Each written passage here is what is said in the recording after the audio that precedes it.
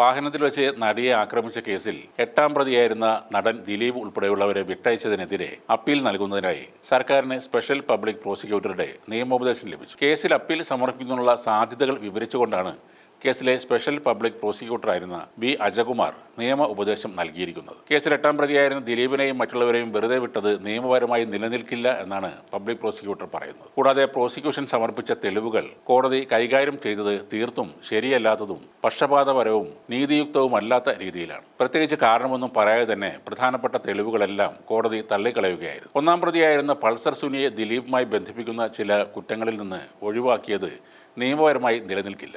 അപ്രസക്തമായ വിഷയങ്ങളിലുള്ള ചർച്ചയും വിചാരണ കോടതി ജഡ്ജിയുടെയും കേസിലെ 8-15 എന്നീ പ്രതികളുടെ അഭിഭാഷകരുടെയും വീഴ്ചകൾക്കുള്ള ന്യായീകരണവും ഉൾപ്പെടുത്തിയുള്ളതാണ് 1709 പേജുകളുള്ള വിധി. ഇത് അനാവശ്യവും വായിച്ച് മനസ്സിലാക്കാൻ പോലും ഏറെ ബുദ്ധിമുട്ടുള്ളതുമാണ് എന്നും കൂടി പറയുകയാണ് അജകുമാർ. 2025 ഡിസംബർ 8-നാണ് principal sessions judge Honey M Varghese ഈ പ്രമാദമായ കേസിൽ വിധി പറഞ്ഞത്. 1 മുതൽ 6 വരെ പ്രതികളായ പൾസർ സുനി, നടി സഞ്ചരിച്ച വാഹനം ഓടിച്ച driver Martin, B Manikandan, V Vijeesh, Saleem, Pradeep എന്നിവർ കുറ്റക്കാരാണെന്ന് കണ്ടെത്തിയ കോടതി ദിലീപ് ഉൾപ്പെടെ 4 പേരെ വെറുതെ വിടുകയും ചെയ്തു. ഡിസംബർ 12-ന് പുറപ്പെടുവിച്ച ശിക്ഷാവിധിയിൽ പ്രതികൾക്ക് 20 വർഷം കഠിന തടവ് വിധിച്ചു. തെളിവുകൾ സംബന്ധിച്ചും പ്രോസിക്യൂഷൻ വീഴ്ചകൾ എണ്ണിപ്പറഞ്ഞുകൊണ്ടുമായിരുന്നു വിധി വന്നത്. വിധി പറയാൻ ജഡ്ജി അർഹയല്ലെന്ന് ഉൾപ്പെടെയുള്ള പരാമർശങ്ങളാണ് ഇപ്പോഴത്തെ നിയമോപദേശത്തിലുള്ളത്. മെമ്മറി കാർഡ് ചോർന്ന കേസിൽ വിചാരണ കോടതി ജഡ്ജി സംശയത്തിന്റെ നിഴലിലാണ്. അതിനാൽ ജഡ്ജിക്ക് വിധി പറയാൻ അവകാശമില്ലെന്നും നിയമോപദേശത്തിൽ പറയുന്നു. ദിലീപിനെ വെറുതെ വിടാൻ വേണ്ടി എഴുതിയ വിധിയെന്നും വിമർശനമുണ്ട്. ഗൗരവമേറിയ നിരവധി തെളിവുകളാണ് ദിലീപിനെതിരെ പ്രോസിക്യൂഷൻ നൽകിയത്.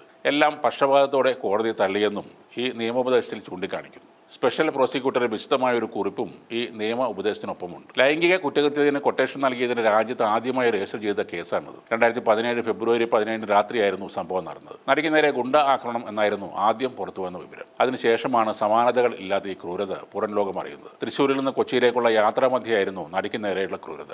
അങ്കമാലി അത്താണിക്ക് സമീപം നടി സഞ്ചരിച്ച വാഹനം തടഞ്ഞു നിർത്തി പ്രതികൾ തട്ടിക്കൊണ്ടു പോവുകയായിരുന്നു. 2 മണിക്കൂറോളം വാഹനത്തിൽ വെച്ച് അതിക്രൂരമായ പീഡനമാണ് നടിക്ക് നേരിടേണ്ടി വന്നത്. 2017 ഏപ്രിൽ 18-ന് പൾസർ സുനിയെ 1ാം പ്രതിയാക്കി പോലീസ് മജിസ്ട്രേറ്റ് കോടതിയിൽ കുറ്റപത്രം സമർപ്പിച്ചു. അതിന് പിന്നാലെയാണ് കേസിൽ നടൻ ദിലീപിന്റെ പങ്കാളിത്തം വ്യക്തമാകുന്ന സംഭവങ്ങൾക്ക് തുടക്കമാകും. 2017 ജൂൺ 23-ന് കേസിൽ ദിലീപിന്റെ പങ്ക് വെളിപ്പെടുത്തി പൾസർ സുനി എഴുതിയ കത്ത് റിപ്പോർട്ടർ ടിവിയാണ് പുറത്തുവിട്ടത്. അത് നിർണായക വഴിത്തിരിവായി. പിറ്റേന്ന് തന്നെ ദിലീപിന്റെ പങ്ക് വെളിപ്പെടുത്തുന്ന നിർണായക തെളിവുകൾ അന്വേഷണ സംഘത്തിന് ലഭിക്കുകയും ചെയ്തു. 2017 ജൂലൈ 10-ന് ചോദ്യം ചെയ്യലിന് വിളിച്ചു വരുത്തിയ ദിലീപിനെ പോലീസ് അറസ്റ്റ് ചെയ്തു. പിറ്റേന്ന് അങ്കമാലി ഫസ്റ്റ് ക്ലാസ് ജുഡീഷ്യൽ മജിസ്ട്രേറ്റിന് മുന്നിൽ ഹാജരാക്കിയ ദിലീപിനെ റിമാൻഡ് ചെയ്ത് ആലുവ സബ് ജയിലിൽ അടച്ചു. പിന്നീട് 85 ദിവസത്തെ ജയിൽവാസത്തിന് ശേഷം 2017 ഒക്ടോബർ 3-നാണ് കർശനമായ ഉപാധികളോടെ ദിലീപിന് ജാമ്യം ലഭിക്കുന്നത്. ഇത് അത്രയ്ക്ക് പെട്ടെന്നൊന്നും തീരുന്നൊരു കേസല്ല എന്നത് ഉറപ്പാണ്. ഹൈക്കോടതിയും സുപ്രീം കോടതിയും ഒക്കെയായി ഈ കേസ് ഏറെ നാൾ നീണ്ടു നിൽക്കും. നീതി ലഭിക്കും വരെ പോരാടുമെന്ന് അതിജീവിത ഉറപ്പിച്ചു പറയുമ്പോൾ ഇതിൽ തനിക്ക് യാതൊരു പങ്കുമില്ലെന്ന് തെളിയിക്കാനാണ് ദിലീപിൻ്റെ ശ്രമം.